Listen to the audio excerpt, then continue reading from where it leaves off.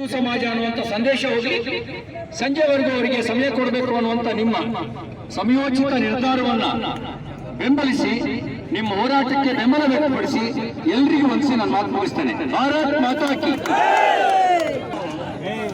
ನಮ್ಮದೇ ನಾಡಿನಲ್ಲಿ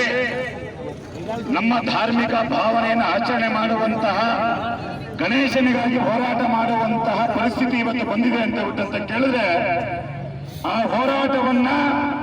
ಈ ರಸ್ತೆಯಿಂದ ವಿಧಾನಸೌಧದವರೆಗೆ ತೆಗೆದುಕೊಂಡು ಹೋಗುವಂತ ತಾಕತ್ತು ಇವತ್ತು ಬೇಲೂರಿನ ಎಲ್ಲ ಹಿಂದೂ ಈಗಾಗಲೇ ಒಂದು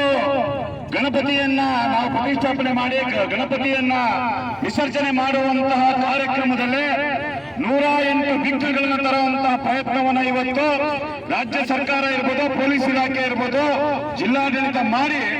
ಏನು ಇವತ್ತು ಯಾವುದೇ ಕಲ್ಲಿಗಳಲ್ಲಿ ಇರ್ತಿದ್ದಂತಹ ಗಣಪತಿಗಳನ್ನ ಮುಂದಿನ ದಿನಗಳಲ್ಲಿ ಗಣಪತಿನೇ ಇಡೋದ ರೀತಿಯಲ್ಲಿ ಏನು ಇವತ್ತು ನಿಬಂಧನೆಗಳನ್ನ ಷರತ್ತುಗಳನ್ನ ಹಾಕಿ ಮಾಡಿರ್ತಕ್ಕಂಥ ವಿಚಾರದಲ್ಲಿ ಇವತ್ತು ಸಾರ್ವಜನಿಕರ ಗಣಪತಿ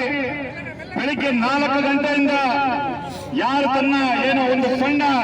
ಸೊಪ್ಪು ಮಾರಕ್ ಹೋಗುವಂತರು, ಹೂ ಮಾರಕ್ ಹೋಗುವಂತವನು ಬಂದವರು ಸಹ ಎಲ್ಲೆಲ್ಲಿ ಭಗವತ್ ಧ್ವಜವನ್ನ, ಕೇಸರಿ ಧ್ವಜಗಳನ್ನ ಹಾರಿಸ್ತೀವಿ ಅಂತ ಹೇಳಿ ಹಾಗಾಗಿ ಮತ್ತೊಮ್ಮೆ ನಾನು ಇವತ್ತು ವಿಧಾನ ಪರಿಷತ್ತಿನ ಸದಸ್ಯರಂತ ಮಾನ್ಯ ಸಿಟಿ ರವಿಯಣ್ಣ ಮತ್ತು ಮಾನ್ಯ ಶಾಸಕರಾದಂತಹ ಸುರೇಶ್ ಅಣ್ಣರವರು ಇವತ್ತು ಪೊಲೀಸ್ ವರಿಷ್ಠಾಧಿಕಾರಿಗಳಿಗೆ ಮನವಿಯನ್ನು ಮಾಡಿದರೆ ನಾನು ಸಹ ಮನವಿಯನ್ನು ಮಾಡ್ತೀನಿ. ದಯವಿಟ್ಟು ಅರ್ಧ ಗಂಟೆ 1 ಗಂಟೆ ಅಂತ ಕೇಳಿದ್ರೆ 5 ಗಂಟೆ ನೀವು ನಿಮ್ಮ ಸಮಯವನ್ನು ತಗೊಂಡು ಈ ಕೃತಿಯನ್ನು ಮಾಡಿರುವಂತಹ ಬಂಧಿಸಬೇಕು.